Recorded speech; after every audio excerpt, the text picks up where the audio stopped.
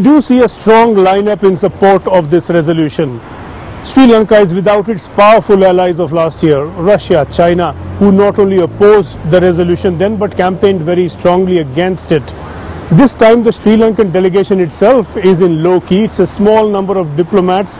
We see none of that battery of diplomats of last year campaigning aggressively.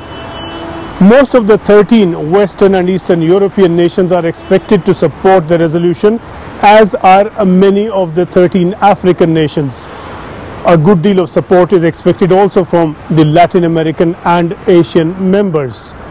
But this stands only to the extent that there is no very substantial change to the resolution. That would make this another resolution, another story. But in a shape that is more or less as it stands now, the resolution ought to go through.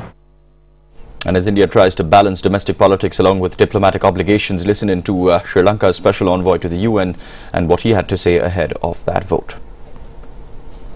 We wish to express our strongest reservations as to the content of the report on Sri Lanka as well as the procedure followed in formulating this document. We have already placed on record the numerous inaccuracies and misconceptions. I would also urge you to resist all attempts to use such a flawed and misconceived document to be the basis on which this Council contemplates taking further action.